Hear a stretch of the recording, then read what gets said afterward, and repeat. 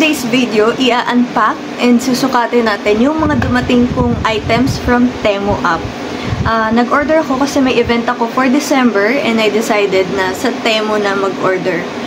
Kasi hindi ako masyadong kumpiyansado sa Lazada at saka sa Shopee na mag-order ng mga gown or long dress. So, ngayon, yun yung gagawin natin. Titignan natin kung yung nasa model ba sa Temu app is same nung dumating sa akin. So, ito na siya. Ayan. Ang laki. I ordered 3 dress kasi 3 yung event na pupuntahan ko. Bali, ito, i-unpack na din natin siya. Ayan, samahan na ko. So, ito na muna yung first item. Ito. Papakita ko sa inyo. Flash.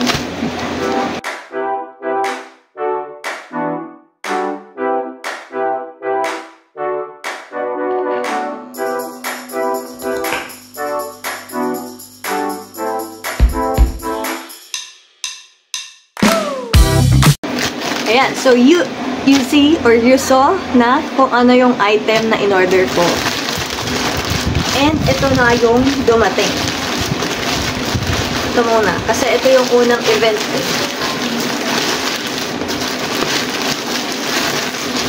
So ito na yung first item. Ayan siya. Ito yung unang event na pupuntahan ko kasi, kaya ito na din yung una natin buksan. Nakita niyo na yung nasa model. So ito naman yung actual na dumating. Ayan. Eh! Ang haba. Ang haba!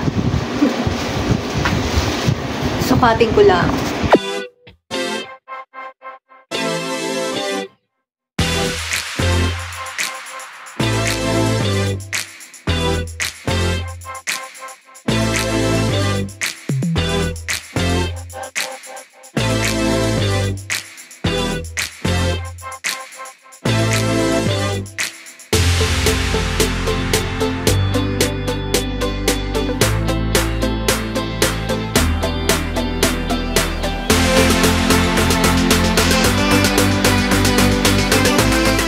Grabe ang haba.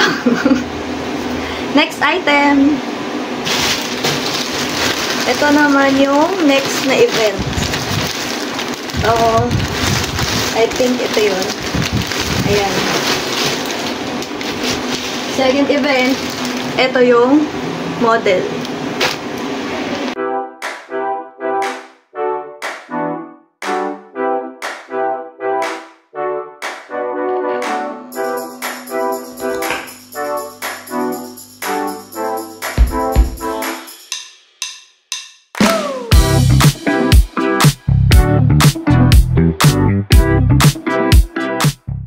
Yun. Tapos, ito naman yung actual.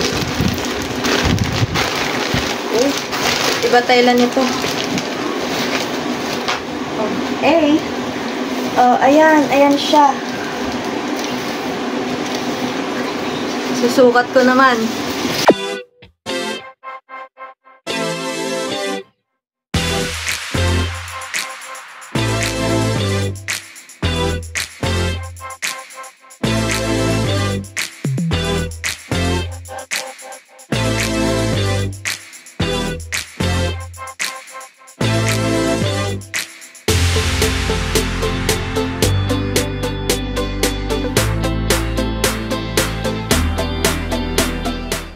Medyo makati yung tela, nangati ako.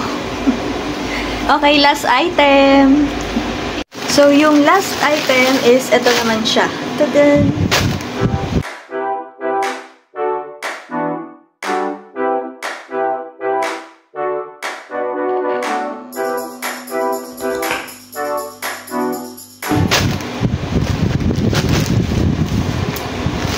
And, ito yung actual. Ayan. Buksan natin. Ang mga in-order ko ay, I think, medium. Asian medium. So, ito na siya. Ito na siya. Ito na. Ayan. Oh. Ang haba din. Hindi siya kasha. Oh my God. Oh. Hindi naman sarap. Hey!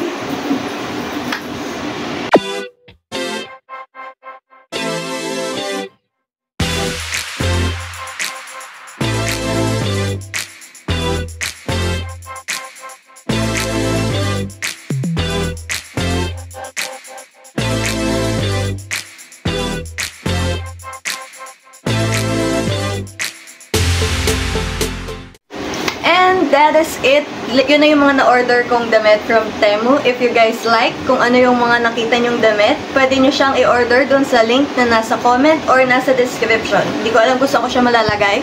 Pero if you click on my link, meron kayong up to 2,000 peso discount or free gifts from Temu. If you're a new user or a returning user na matagal nang nag-uninstall nung app. And that is it for today's video. Thank you so much for watching. Hope you guys enjoy and I'll see you guys on the next video. Bye!